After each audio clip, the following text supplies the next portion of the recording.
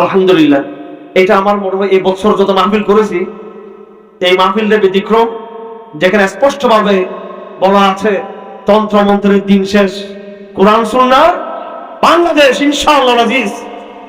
আমরা আজমতের রেসালাতে বিশ্বাস করি, আল্লাহর নবীর মহত্ব বিশ্বাস করি, আল্লাহর নবীকে সম্মান করি, অথচ বর্তমানে বাংলাদেশ সহ মুসলিম বিশ্বে এবং সারা পাশ্চাত্যে ইউরোপে তারা আমার নবীজিকে বাদ দিয়ে, কোরআনকে বাদ দিয়ে, আল্লাহর ওয়াহদানিয়তকে বাদ দিয়ে কেউ আব্রাহাম লিঙ্কনকে প্রমোট করতে চায়, কেউ কার্ল মার্কসকে প্রমোট করতে চায়, কেউ এই দলীয় নেতা ওই দলীয় নেতাকে প্রমোট করতে চায়। আমরা একজন মুসলিম হিসেবে ঘোষণা দিতে চাই রাসূলের আজমত এটা আমাদের ঈমানের শুধু দাবি নয়, রাসূলের আজমত এটা আমাদের রাজনৈতিক এজেন্ডা, এটা আমাদের আন্তর্জাতিক এজেন্ডা। এটা শুধু গরিব মানুষের গরিব বিশ্বাস নয়, যারা মনে করে যে ইসলাম রাজনীতিতে, সমাজনীতিতে, অর্থ এবং সংবিধানে, আন্তর্জাতিক সম্পর্কের ক্ষেত্রে ইসলামের কোনো ভূমিকা নেই, ইসলাম শুধু ব্যক্তিগত ধর্ম চর্চার জন্য, সেটা নয়। আজমতে রাসূল মানে হলো কিয়ামত পর্যন্তের জন্য আমাদের নবীজির আগে এবং পরে মানব জাতিতে যত রাজা বাদশার আগমন ঘটেছে, যত নবীর আগমন ঘটেছে, সবার মহান নেতা ছিলেন মুহাম্মদ রাসূলুল্লাহ সাল্লাল্লাহু আলাইহি ওয়াসাল্লাম। এই কথা শুধু কোরআনের দাবি নয়, শুধু মুসলমান হিসেবে আমাদের দাবি নয়। কারণ যারা এখানে শিক্ষিত ভাইরা আছেন সংশয়বাদী, বেশিরভাগ এই পাশ্চাত্যের আধুনিক শিক্ষার কারণে আমাদের দেশে একটা শ্রেণী গড়ে উঠেছে, তারা আমাদের সমাজের লোক, আপনার আমার ভাই, ব্রাদার, বোনেরা। আজকে প্রায় ব্রিটিশ যাওয়ার পর থেকে 100 বছরের কাছাকাছি এই প্রজন্ম গড়ে উঠছে, ব্রিটিশ থাকা অবস্থাকালীন এই প্রজন্ম গড়ে উঠছে। এই ব্রিটিশের শিক্ষা নিয়ে বিজ্ঞানের নামে এবং ইতিহাসের নামে, দর্শনের নামে, আধুনিক শিক্ষার কারণে একটা জাতি তৈরি হয়েছে আমাদের ভিতরেই, একটা প্রজন্ম তৈরি হয়েছে। এরা হলো মানসিক রোগী প্রজন্ম। মানে কখনো ইসলাম ভালো লাগে, আবার কখনো পাশ্চাত্যকে ভালো লাগে, কথা ঠিক কিনা? এরা হলো সংশয়বাদী। এই সংশয়বাদ হলো নেফাক একটা জায়গা, মুযাবযাবিনা বাইনা যালিক, লা ইলাহা উলা ওয়া লা ইলাহা উলা, মাঝামাঝি, কখনো এদিকে কখনো এদিকে। রাসূল বলেন মাসালুল মুনাফিকি কাশাতিল আয়ারা, মুনাফিকের মিসাল হলো ছাগলের মতো। ছাগল বকরির যেমন এক সময় পালের একবার এদিকে চলে, আর এক সময় সে আরেক দিকে চলে, তার কোনো স্থায়ী কোনো পথ নেই। আমাদের মুসলমানদের মধ্যে বর্তমান আধুনিক শিক্ষা ব্যবস্থার যে সংকট তৈরি হয়েছে, এটা শুধু গত বছর শিক্ষা সিলেবাসে, এর আগের বছর বা এই সরকার আমলে সেটা না। এটা আসলে এর আগে যারা ছিল সরকারে, এর আগে যারা ছিল, এবং বাংলাদেশ স্বাধীন হওয়ার আগে পাকিস্তান আমলে শিক্ষা ব্যবস্থা আমরা দেখেছি, এবং পাকিস্তান সৃষ্টির আগে ব্রিটিশ আমলে এক প্যাটার্নে, এক কাঠামোতে আমাদের এই শিক্ষা ব্যবস্থা চলে আসছে। এই শিক্ষা ব্যবস্থার দ্বারা যেটা হয়েছে সেটা হলো একজন মিশরের বুদ্ধিজীবী, উনি আমাদের পরিচিত, আব্দুস সালাম আল বাসিউনি, বহুত বড় একজন সাংবাদিক এবং বুদ্ধিজীবী। মিশর সরকারের দমন নিপীড়নের শিকার হয়ে তিনি কাতারে চলে আসছেন। আপনারা জানেন কাতারের বাদশাহ তামিম বিন হামাদ বিন খলিফা আজকে সম্ভবত বাংলাদেশে এসেছে। কাতার তুলনামূলক মুসলিম দেশের মধ্যে উদারবাদী একটা রাষ্ট্র, মোটামুটি সবগুলো কিন্তু ভিন্ন লাইনে, এগুলো থেকে ভালো কিছু আমরা আশা করি না, তবে মন্দের ভালো কিছুটা। একটা দিক হলো কাতারের ব্যাপকভাবে যে সমস্ত ওলামায়ে কেরাম মুসলিম দেশগুলো স্বাধীন হওয়ার পরে কমিউনিস্টদের অত্যাচারে এবং লিবারেলদের অত্যাচারে যারা নির্যাতিত হয়েছে, তার মধ্যে সবচেয়ে বেশি ইসলামী আন্দোলনের ওলামায়ে কেরাম বেশি নির্যাতিত হয়েছে কয়েকটি দেশে। তার মধ্যে অন্যতম দেশ হলো মিশর। ব্যাপকভাবে ওলামায়ে কেরামকে জেলে দেওয়া হয়েছে, ফাঁসি দেওয়া হয়েছে, মেরে ফেলা হয়েছে, গুপ্ত হত্যা করা হয়েছে। শহীদ হাসান বান্নাকে গুপ্ত হত্যার মাধ্যমে মেরে ফেলা হয়েছে। আর সৈয়দ কুতুবকে তাকে মৃত্যুদণ্ড কার্যকর করা হয়েছে জেলখানার মধ্যে। আর তার ভাই মোহাম্মদ কুতুব তাকে মিশর থেকে বের করে দেওয়া হয়েছে। এইভাবে সালাফি ধারার, ইখওয়ান মুসলিমিনের ধারার, বিভিন্ন ধারার অসংখ্য ওলামায়ে কেরাম তারা নির্যাতনের শিকার হয়েছেন এবং তাদের একটা বড় একটা অংশ তারা এই কাতার চলে আসছেন। কাতার বড় বড় স্কলাররা, ওলামায়ে কেরাম কাতারে আসার কারণে আপনার কাতারের পরিবেশটা কিছুটা ভালো। এটা মূলত কাতারে যারা রাজবংশের লোক ওদের কল্যাণে নয়, ওলামায়ে কেরামদের কল্যাণে। বাংলাদেশে আমরা বলি কারণ জাত ওলামায়ে কেরাম, এটা একটা ব্রান্ড হয়ে গেছে। আর এটার দ্বারা আমাদের মধ্যে কিছু অহংকার তৈরি হয়েছে আমাদের মধ্যে, আল্লাহ মাফ করুক আমাদের সবাইকে। আমি মনে করি যারা কারানি জাত হয়েছে এদের কাছ থেকে জাতি ভিন্ন কিছু আশা করে। 6 মাস ছিলেন, 2 বছর ছিলেন, 3 বছর ছিলেন, 5 বছর ছিলেন। ভাই বলেছে আমি 2.5 বছর ছিলাম, আমি 2.5 বছর প্লাস 2.5 বছর 5 বছর ছিলাম কারাগারে, এর আগেও ছিলাম, 3 বার ঢুকছি কারাগারে। তো মানুষ অনেক কিছু আশা করে, নির্যাতন নিপীড়ন হলে এখানে লস নেই, ক্ষতি নেই, লাভ আছে। কথা ঠিক না বেঠিক? হ্যাঁ, তবে হাদিসে মানা আছে যে পরীক্ষা চাওয়া নাই, লা ইউশাদ্দাদ দীন আহাদুন ইল্লা কাদ ওয়ালাবাহু। ইসলাম নিয়ে বাড়াবাড়ি নেই। হ্যাঁ আমি যুদ্ধ করব, আমি লড়াই করব, অতি উৎসাহ ইসলাম পছন্দ করে না। ইসলাম হলো আমি মুসিবত চাই না, যুদ্ধ আমি চাই না, পরীক্ষা আমি চাই না। পরীক্ষা আসলে অবশ্যই আমি ছাড় দিব না, আমি তার মোকাবেলা করবো ইনশাআল্লাহ। এটা হচ্ছে ইসলাম। হাদিস শরীফে আছে আজাবান লিল মুসলিম আমরুহু কুল্লুহু খাইর। মুসলমানের বিষয়টা সব আজীব ভালো, সবটা মঙ্গল আর মঙ্গল। ইন আসাবাতহু যাররা সাবার ওয়া ইন আসাবাতহু সাররা শাকারা। মুসলমানের কোনো লস নেই, কোনো ক্ষতি নেই। মুসলমান যদি নিয়ামত পায় আল্লাহ শুকরিয়া আদায় করবে, আর মুসলমান যদি কষ্ট পায় তখন সে সবর করবে, ধৈর্য ধারণ করবে।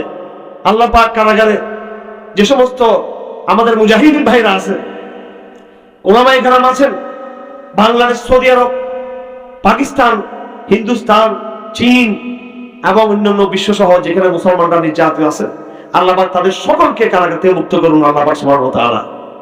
অত্যন্ত দুঃখের সাথে বলতে হচ্ছে, অত্যন্ত দুঃখ এবং বেদনার সাথে বলতে হচ্ছে, মুসলিম বিশ্বে যেই পরিমাণ মুসলমান কারাগারে নির্যাতিত, মুসলিম বিশ্বে, আমি আবার বলছি মুসলিম বিশ্বে, যেমন ধরুন পাকিস্তান, যেমন ধরুন সৌদি আরব বা অন্যান্য রাষ্ট্রগুলো, মুসলিম দেশে যেই পরিমাণ মুসলিম ওলামায়ে কেরাম, মুজাহিদিন, দায়ীরা কারাগারে নির্যাতিত, সেই পরিমাণ মুসলমান অমুসলিম দেশেও নির্যাতিত নয়।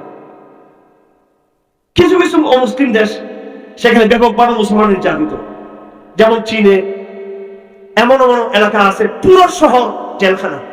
জানেন আপনারা? হ্যাঁ, উইগুর পুরো জেলখানা, পুরো শহর আপনার এই প্রিজন, পুরো শহর একবার পুরো একদম পুরো এলাকা কল্পনা করতে পারবেন না। এইভাবে আমাদের পার্শ্ববর্তী রাষ্ট্র আরাকানে বহু মুসলমানকে মেরে ফেলা হয়েছে, 10 লক্ষ মানুষকে বিতাড়িত করা হয়েছে। আর কি পরিমাণ মুসলমান তাদের কারাগারে নির্যাতিত মায়ানমারের রাজধানীতে কল্পনা করতে পারবেন না আপনারা। কিন্তু তার চেয়ে বড় আশ্চর্য হলো, এইসব কয়েকটা দেশ বাদ দিলে, পার্শ্ববর্তী আরো রাষ্ট্র আছে, এগুলো বাদ দিলে আপনি এমন এমন মুসলিম দেশ আছে হাজার হাজার মুসলমান ওলামায়ে কেরাম, মুজাহিদ কারাগারে নির্যাতিত। আপনারা সকলে নাম শুনেছেন শেখ সালমান বিন ফাহাদ আল আউদা, সৌদি আরবের সবচেয়ে বড় আলেম। আফসোসের বিষয় আমরা চিনি শেখ সুদাইসকে। উনি তো, আমি যেমন স্পিকারে বয়ান করতেছি, আমার স্পিকার তো হচ্ছে লোহার, পিতলের। উনি যে স্পিকার খুতবা দিয়ে হচ্ছে স্বর্ণের। কিসের? স্বর্ণের। সৌদি আরবে স্বর্ণের স্পিকার ওকে বয়ান করতেছে, আর তার চেয়ে বড় আলেম সুদাইসের উস্তাদ, ওস্তাদের উস্তাদ কোথায়? কোথায় তারা? জেলখানায়।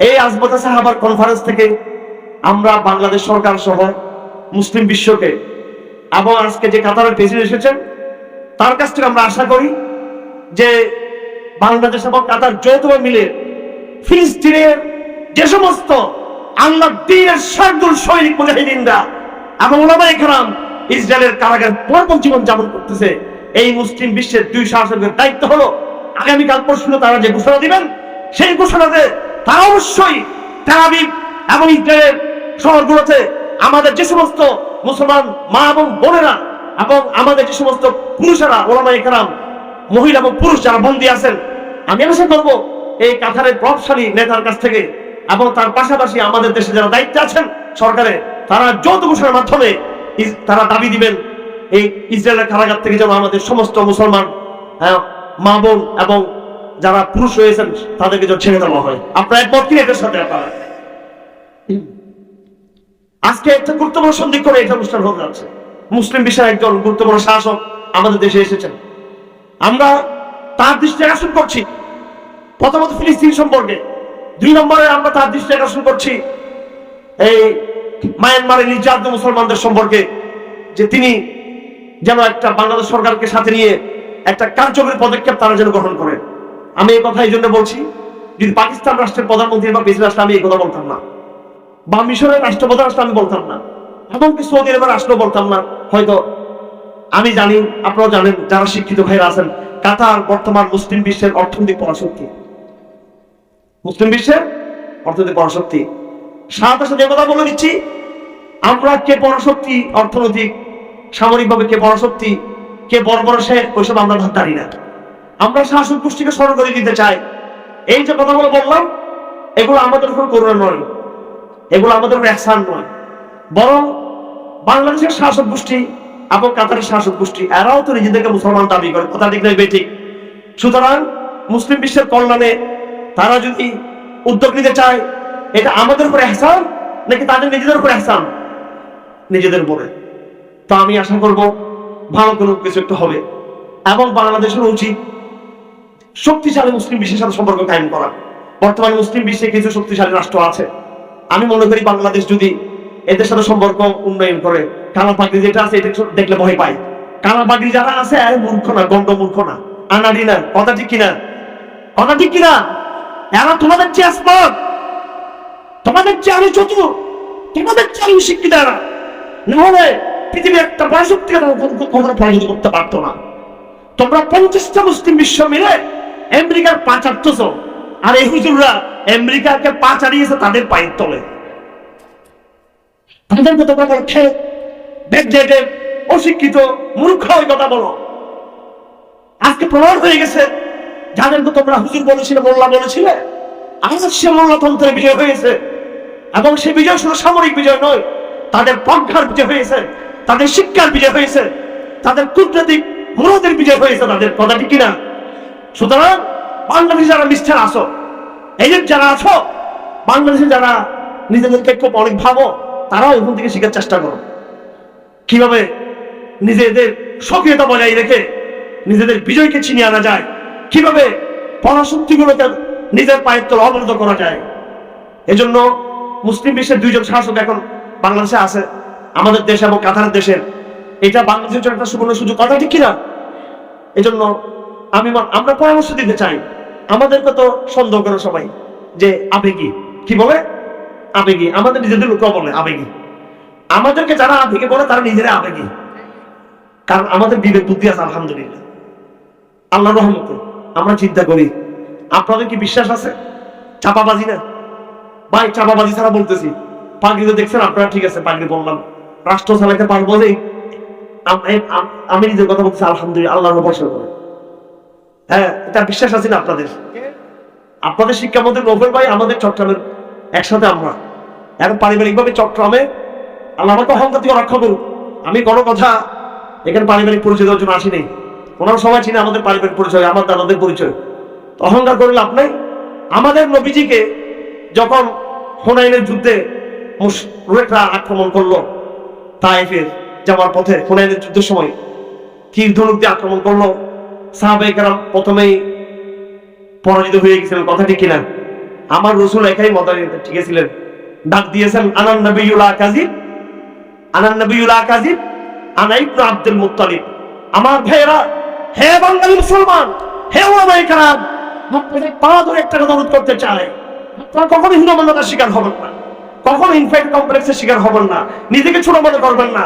সত্যিকার এই আজমতে নবী, ইসমত আম্বিয়া যে কনফারেন্স, সত্যিকার যদি নবীর প্রতি মহব্বত থাকে, নবীর প্রতি আজমত থাকে, নবীর ইজ্জতের প্রতি যে সম্মান থাকে, নবীকে যদি মহান যদি মনে করে থাকেন, নবীকে যদি মনে করে থাকেন, অবশ্যই গৌরব করবেন যে আমরা এমন এক নবীর উম্মত, আমরা এমন এক নবীর আমরা সৈনিক, যে নবী দুনিয়াতে বিজয় মিশন নিয়ে এসেছিল। কথা ঠিক কিনা? এই জন্য হীনমন্যতা খ্রিস্টানদেরকে মানায়, হীনমন্যতা ইহুদিদেরকে মানায়, হীনমন্যতা হিন্দুদেরকে মানায়, হীনমন্যতা নাস্তিকদেরকে মানায়, হীনমন্যতা ইহুদিদেরকে মানায়, হীনমন্যতা মুসলমানদেরকে মানায় না। আমরা আজমত নবী, এটা শুধু আমাদের শিরোনাম নয়, বরং এটা আমাদের স্বপ্ন, এটা আমাদের অঙ্গীকার, এটা আমাদের আগামীদের এজেন্ডা ইনশাআল্লাহ আজিজ। এই নবীর আজমতকে, এই নবীর ইজ্জতকে আমরা ইনশাআল্লাহ শুধু বাংলাদেশ নয়, পৃথিবীর বুকে আমরা প্রতিষ্ঠা করে ছাড়বো ইনশাআল্লাহ আজিজ। এই সব আমরা দেখতে পারবো তো ইনশাআল্লাহ আজিজ। আমার ভাইরা, তো আমি যেটা বলছিলাম, একজন বুদ্ধিজীবী মিশর থেকে এসেছিলেন, তিনি কাতারে নির্বাসিত ছিলেন। তিনি বলেছিলেন এই শিক্ষা ব্যবস্থা সম্পর্কে যে বর্তমান আধুনিক জাহেলিয়াতের শিক্ষা ব্যবস্থা আপনাকে পুরোপুরি নাস্তিক, ডাইরেক্ট কাফের বানিয়ে দিবে না। কি বানিয়ে দিবে? নাস্তিক, ডাইরেক্ট কাফের বানাবে না। বেশিরভাগ লোককে কি বানিয়ে দিবে বর্তমান শিক্ষা ব্যবস্থা? সংশয়বাদী বানিয়ে দিবে। সংশয়বাদ হচ্ছে প্রথম স্টেজ, প্রথম ধাপ। দ্বিতীয় ধাপে আপনার নাস্তিক তৈরি হবে। একজন মানুষ প্রথমে কিন্তু নাস্তিক হয় না। ভালো করে কথা শুনবেন।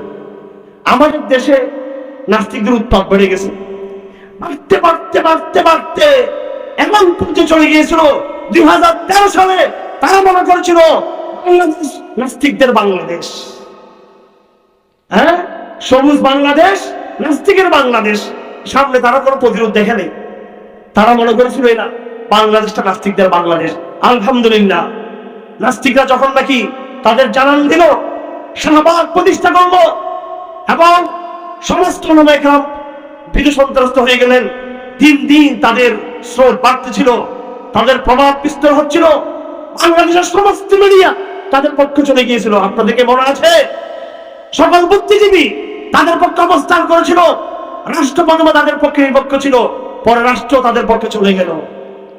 বাংলাদেশের গোয়েন্দা সংস্থাগুলো তাদের পক্ষে চলে গেল। আলহামদুলিল্লাহ, আল্লাহ পাক সাহায্য করেছেন। চট্টগ্রাম থেকে একজন মধ্যে মুজাহিদ আহমদ শফি রহমতুল্লাহ আলাইহি এবং তার সঙ্গে জুনায়েদ বাদলগরি, আমি দায়িত্ব নিয়ে বলতে চাই, এই দুইজন ছাড়া প্রথমে কেউ ছিল না আমাদের সাথে। এবার আমি দায়িত্ব নিয়ে বলতে চাই, আহমদ শফি ডাক দিলেন, জুনায়েদ বাদলগরি দায়িত্ব আদায় করেছেন, দায়িত্ব ইসমাইল শহীদ আদায় করেছেন। এই দুই ব্যক্তিকে দেখলে আমার মনে হয় শহীদ আহমদ শহীদ, ইসমাইল শহীদের কথা। শহীদ আহমদ শহীদ তসৌফে বড় ছিলেন, এলমে ইসমাইল শহীদ বড় ছিলেন। শহীদ আহমদ শহীদ আমির মুইনিন ছিলেন, আর তার প্রধান তাত্ত্বিক এই কাফেরার 2 নম্বর দায়িত্বশীল ছিলেন হযরত ইসমাইল শহীদ রহমতুল্লাহ আলাইহি। এইভাবে দুইজন আলেম তাদের অন্তরে সারা হয়ে গেল, তাদের মন খুলে গেল। শাহবাগকে কি করা যাবে না, শাহবাগিজমকে প্রশ্রয় দেওয়া যাবে না।